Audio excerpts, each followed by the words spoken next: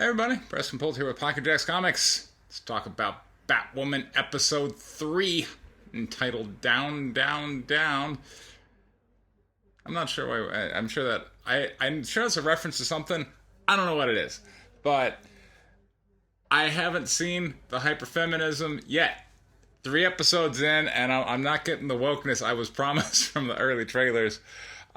Which, as I put my first review, if they really just turn the woke cringe up to 11, I think the show would be pretty enjoyable. This is like a laugh riot because it would parody itself. But as it is, it's still kind of the same direct I was talking about last time. I mean, it ain't good.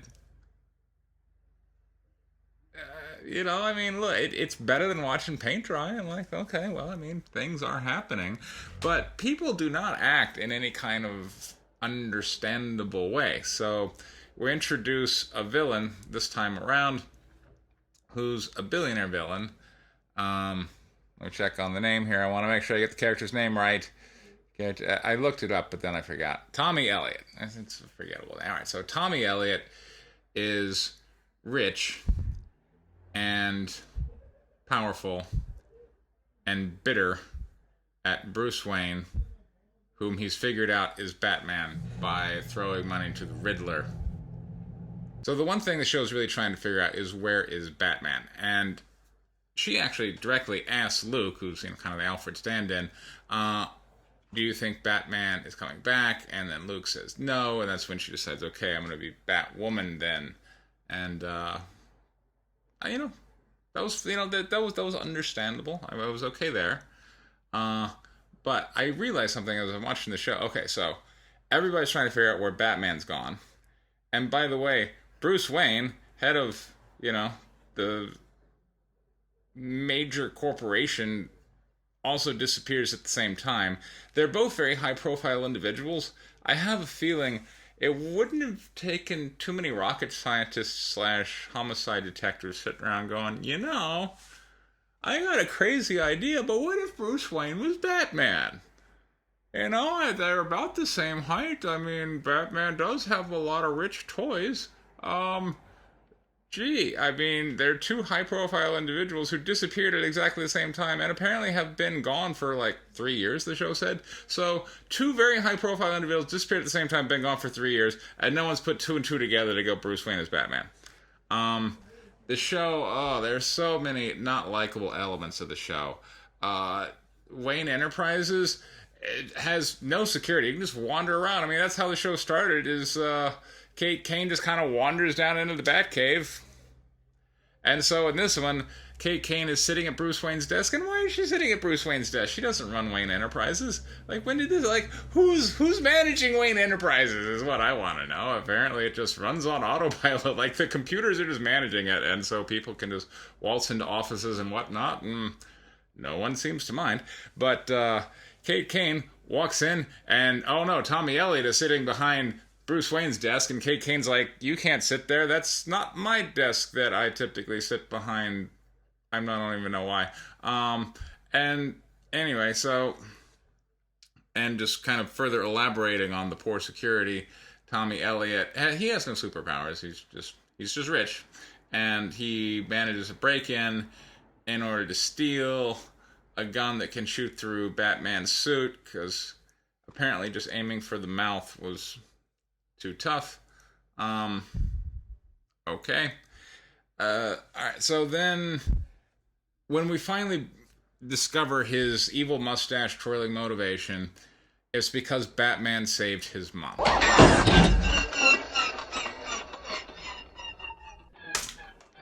Okay. So Batman saved his mom, and because of that, he didn't get to be rich and powerful as soon as he wanted to be, because that meant he didn't inherit the stuff, all those family goodies, because the mom was still alive and she lived for another 13 years or whatever according to the show. And he was so bitter that now I will just kill everyone in Batman. I'll get you, Batman. You saved my mom. I'm like, this show has so many characters that are just acting on completely bizarre motivation. So we got Tommy Elliott, bitter because Batman saved his mom, fighting with Kate Kane, who... I don't even know what Kate Kane is doing at this. I guess she feels some noble... Alright, I don't know what Kate Kane's doing.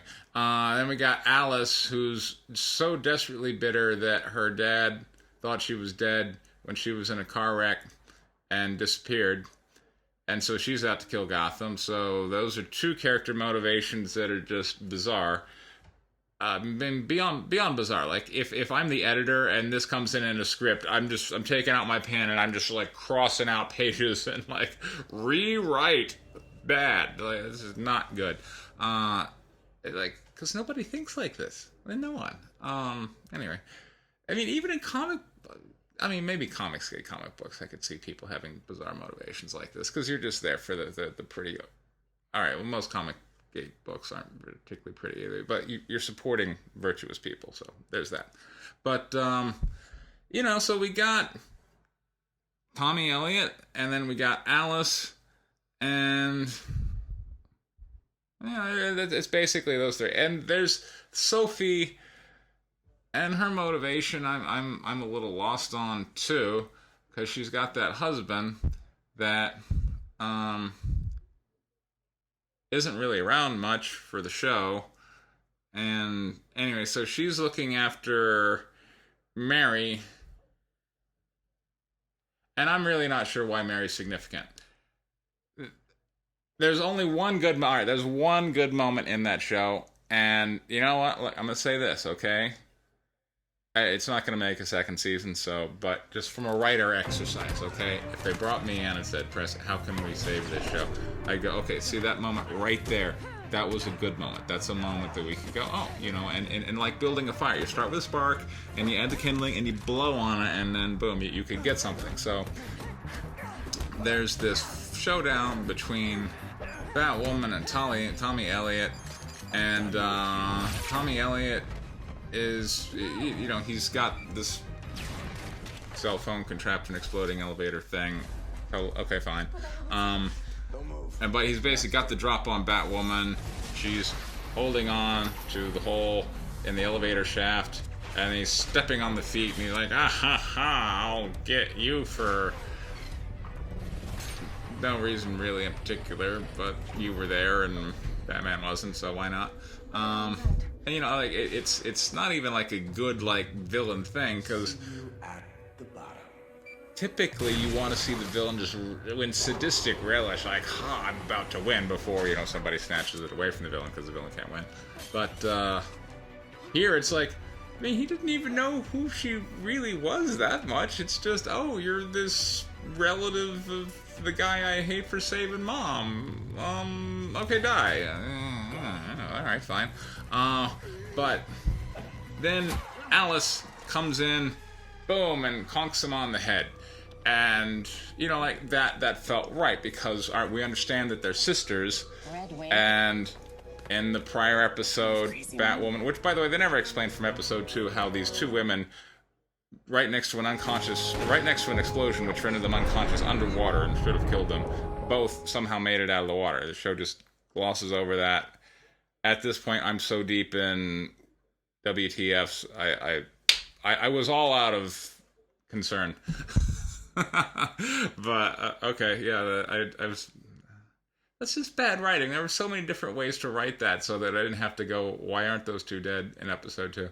But somehow Alice... is alive and perfectly fine, and conks Billy Elliot on the head and saves Batwoman. And Batwoman had let her go previously by saying, hey, I don't want you to kill anybody. And she said, okay, I won't kill anybody for 24 hours. And then after saving Batwoman, she shows on the cell phone, oh, look at that, I killed somebody. And I'm probably going to go kill more people. Goodbye. And Batwoman's like, no. God, this is such a dumb sentiment. If you kill another person, well, now the whole sister thing is off. Okay, so, look, sisterhood is good for killing a certain number of people. I'm going to say, I don't know how many she's killed. 5 or 6. I'll give you 5 or 6 a body count, but that's 7.